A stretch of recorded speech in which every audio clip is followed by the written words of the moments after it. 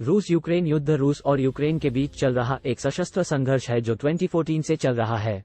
ये संघर्ष रूस द्वारा क्रीमिया पर कब्जा करने के साथ शुरू हुआ और यूक्रेन के पूर्वी क्षेत्रों में एक पूर्ण पैमाने पर सैन्य संघर्ष में बदल गया। संघर्ष के परिणामस्वरूप हजारों मौतें हुई हैं, 1.5 मिलियन से अधिक लोगों का विस्थापन हुआ है और बुनियादी ढांचे और अर्थव्यवस्था को काफी नुकसान हुआ है। आर्थिक प्रतिबंधों और यात्रा प्रतिबंधों को लागू करने के साथ युद्ध ने रूस और कई पश्चिमी देशों के बीच राजनयिक तनाव भी पैदा किया है। पृष्ठभूमि और कारण। संघर्ष की जड़ें रूस और यूक्रेन के बीच सदियों पुराने ऐतिहासिक तनावों में हैं। यूक्रेन कभी सोवियत संघ का हिस्सा था और रूस ने लंबे समय से यूक्रेन को अपने प्रभाव क्षेत्र के हिस्से के रूप में देखा है। सोवियत संघ के पतन के बाद यूक्रेन को स्वतंत्रता मिली और तब से दोनों देशों के बीच संबंध जटिल हो गए हैं। रूस और यूक्रेन के बीच तनाव के मुख्य स्रोतों में से एक क्रीमिया की स्थिति है, जो ऐतिहासिक रूप से रूस का हिस्सा था, लेकिन 1954 में सोवियत नेता निकिता खुश्चेव द्वारा यूक्रेन को स्थानांतरित कर दिया गया था। क्रीमिया रूस के लिए रणनीतिक रूप से महत्वपूर्ण है क्योंकि ये रूस का घर है। काला सागर बेड़ा और गर्म पानी के बंदरगाहों तक पहुंच प्रदान करता है। फरवरी 2014 में एक लोकप्रिय विद्रोह में यूक्रेनी राष्ट्रपति विक्टर यानुकोविच की रूसी समर्थक सरकार को उखाड़ फेंकने के बाद रूस ने उस वर्ष मार्च में क्रीमिया पर कब्जा कर लिया, ये दावा करते हुए कि प्रायद्वीप पर रहने वाले जातीय रूसियों की रक्षा के लिए ये कदम आवश्यक था। क्रीमिया के कब्जे के जवाब में पूर्वी यूक्रेन में रूस समर्थक अलगाववादियों ने अप्रैल 2014 में यूक्रेन से स्वतंत्रता की घोषणा की।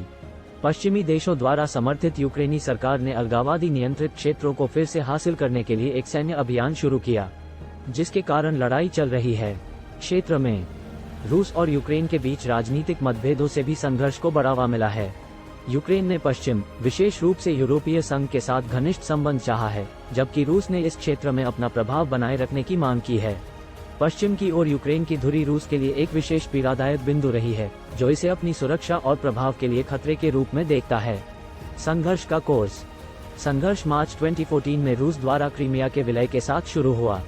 विलय के बाद पूर्वी यूक्रेन में रूस समर्थक अलगाववादियों ने यूक्रेन से स्वतंत्रता की घोषणा की और क्षेत्र के कई शहरों पर नियंत्रण कर लिया।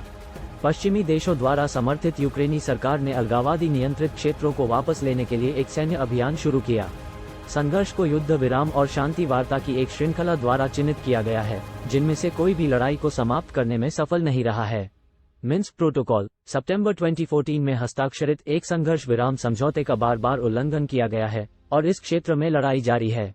संघर्ष में महत्वपूर्ण मात्रा में प्रचार और दुष्प्रचार भी देखा गया है। दोनों पक्षों ने दूसरे पर अपनी स्थिति का समर्थन करने के लिए गलत जानकारी का उपयोग करने का आरोप लगाया है। जुलाई 2014 में मलेशिया एयरलाइंस की उड़ान 17 को गिराए जाने सहित कई महत्वपूर्ण घटनाओं से युद्ध को चिन्हित किया गया, जिसमें सवार सभी 298 लोगों की मौत हो गई। विमान को अलगाववादी नियंत्रित क्षेत्र में मार गिराया गया था और पश्चिमी देशों ने रूस पर उस मिसाइल को उपलब्ध कराने का आरोप लगाया था जिसका उपयोग विमान को मार गिराने के लिए किया गया था। रूस इस घटना में किसी भी तरह की संलिप्तता से इनकार करता है। युद्ध में महत्वपूर्ण मानवीय पीड़ा भी देखी गई है, जिसमें हजारों लोग मारे गए हैं और कई लोग अपने घरों से विस्थापित हुए हैं। संघर्ष का यूक्रेन और रूस दोनों की अर्थव्यवस्था पर महत्वपूर्ण प्रभाव पड़ा है। प्रतिबंधों और युद्ध की लागत दोनों देशों पर भारी पड़ रही है। अंतर्राष्ट्रीय प्रतिक्रिया। आर्थिक प्रतिबंधों और यात्रा प्रतिबंधों को लागू करने के साथ संघर्ष ने रूस और कई पश्चिमी देशों के बीच राजनयिक तनाव पैदा किया है।